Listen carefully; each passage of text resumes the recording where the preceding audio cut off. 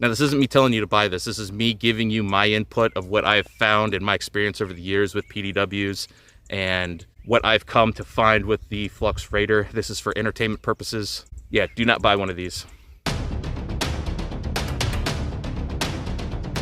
People have been asking me all the time, which one's better, the Flux Raider or the APC9 Pro? The truth is, I think you're asking the wrong questions.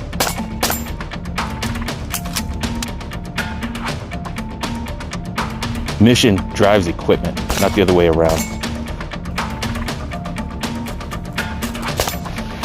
So the question shouldn't be which one is better. The question should be which one is suitable for my mission. Today we're going to be talking about the two platforms, where each one shines, where each one struggles, and why I keep leaning more and more towards the Flux Raider.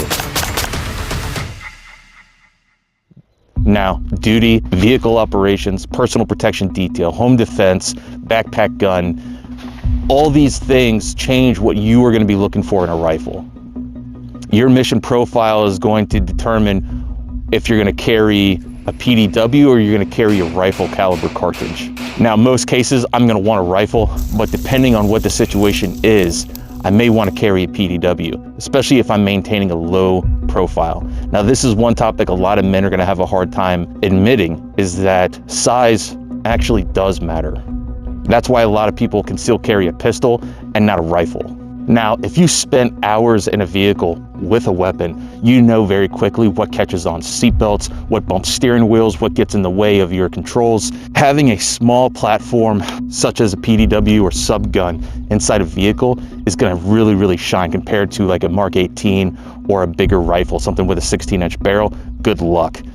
Those of us that do vehicle operations or drive any kind of vehicle with a rifle, we know that that is a big challenge. Every single one of us who's gotten in a vehicle with a weapon platform wishes it was smaller, wishes it was more compact. You're definitely going to want something that's very maneuverable inside a vehicle and able to get out, as well as having a quick deploy stock. Now, my first job, I was issued an MP5. Full disclosure, I carried that on shift every single day. However, I only really shot it in qualification. The APC9 happens to be my favorite SMG over the MP5, over any subgun I've had or carried or been issued before.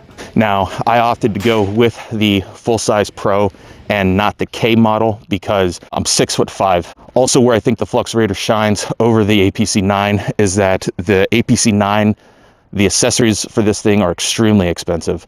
This stock, I believe, was close to $800. In my opinion, that is way too much. Everything else on this is pretty affordable, but I didn't really need to do too much other than put an optic and a white light on it and the safety detent to get it up and running to where I wanted it to be. Now, talking about the Flux Raider, this is where I think the Raider actually shines, is where accessories are extremely affordable with this thing, and not unreasonable. You are extremely limited with rail space as well as you are on the APC9, but because of the ergonomics on this, you're pretty limited to what you can put on this and where you can have accessories. Now, I got this thing about 6 months ago. I did not want to push this review until I put it through its paces because I wanted to make sure that this thing was capable in everything that I would use it for. In the beginning, I did have a Steiner MPS on the back here with a Reptilia acro mount, which moved it forward. Loved it, had the charging handle up front, and it was very quick with reloads. And as I got more time on this, the way this evolved is I went with the forward halo mount, and then I actually transitioned the MPS to a aimpoint acro. I have my reasons for that. One reason being I was at a competition, and of course, you know, you get there, you lay all your weapons on the table. It's an indoor range, so everything's really strict.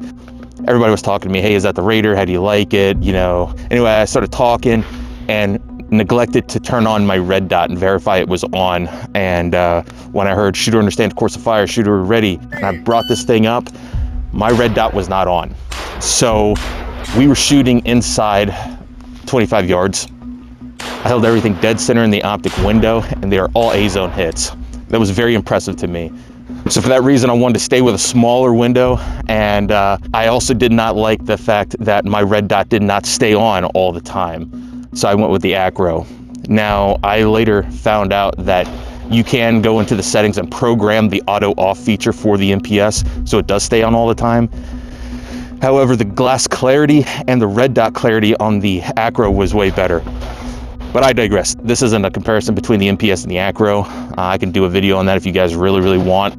Obviously, ended up putting the Acro on here and keeping it. I did put the grip extension, more surface area with my hands. I wear a 2X glove, so with my hand there, I have a lot of surface area.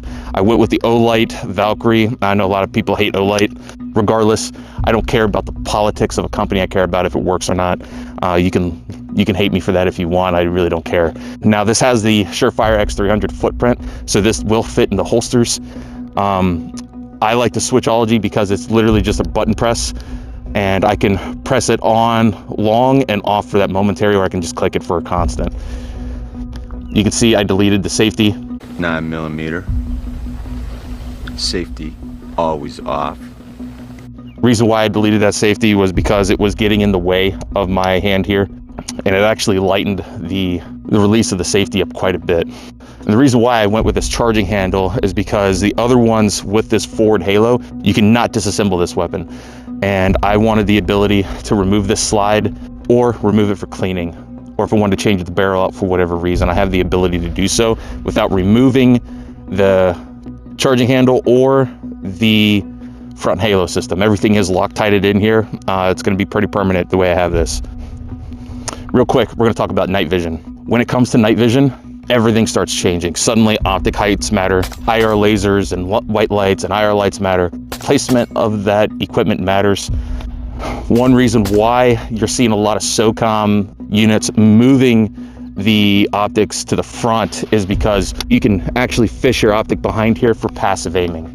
Now, in my career, I haven't done a whole lot of passive aiming. Everything's been active aiming. That's using the IR pointer to engage your targets. Passive aiming is a very niche thing. Somehow civilians took that niche and ran with it where everything's got to be passive. That's a negative. You don't want to use passive aiming all the time. It does have its time and place. Active aiming is going to be quicker and more effective.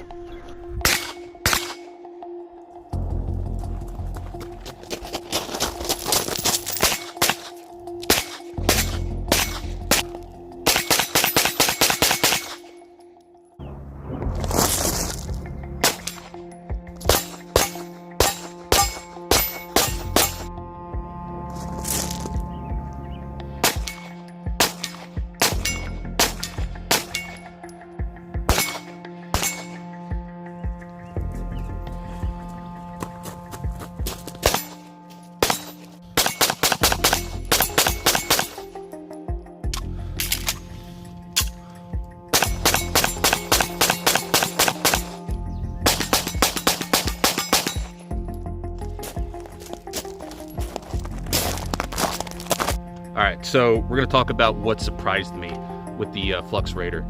It's not that it's cooler or it's got a lot of internet hype right now. It's not the fact that, you know, SOCOM is using it. I really couldn't care less what SOCOM uses. Now this conceals very nicely, which is one reason why I enjoy this platform. Like I said, it's an EDC for me. When I'm out shooting it, it is extremely accurate. The recoil is very pleasant, and the ergonomics are something you need to train on. The APC9 Pro is going to be better ergonomically because it's more familiar with AR controls. If you grew up shooting ARs like I did your entire life, this is going to be a lot different. First time I had a malfunction, I actually tapped the magazine here, and that does nothing. It's not even connected. So I tapped and then went to rack and was like, oh yeah, tap this. So your manual of arms is going to be a lot different with something like this. This is why it's important to train. This is why I didn't pump a review out right away when I got this thing. All right, so why is the Flux Raider becoming more of a platform I'm leaning to when it comes to a PDW or an SMG? Honestly, I think it's the concealability and the lightweight factor of this platform. The APC9 Pro is my favorite SMG, and I like the fact it takes Glock mags, and it is very, very easy to suppress. This one is not. A lot of you guys are having issues with it.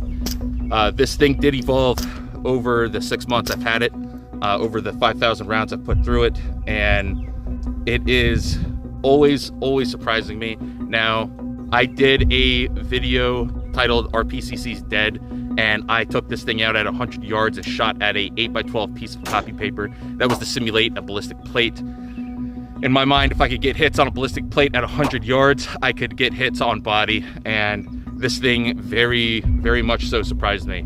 And I encourage you to go check out that video, sub to that channel, Scope by Concepts, which I believe is shadow banned, which means I'm probably doing something right. When it comes to these two platforms, one isn't better than the other. It comes to the application in which you're using them. And in my opinion, when it comes to weight and concealability, the Flux Raider shines. When it comes to ergonomics, controllability, and suppression, the APC9 is gonna shine. This does carry nicely in a bag, and this form factor here, and especially with the pistol brace, gets much smaller. It's literally a little bit bigger than a full-size 320. I think this is going to serve you pretty well, whether that be vehicle operations, protection details, home defense, concealed carry. Now, this isn't me telling you to buy this. This is me giving you my input of what I've found in my experience over the years with PDWs and what I've come to find with the Flux Raider. This is for entertainment purposes. Do not buy one of these. It's bad. All right, guys. That's all I got for you right now. Like, comment, subscribe, send this video off to all your friends, spread the word, tell others what you've seen, and get on the range, train, run through your equipment, and I'm gonna see you guys on the next one. See ya.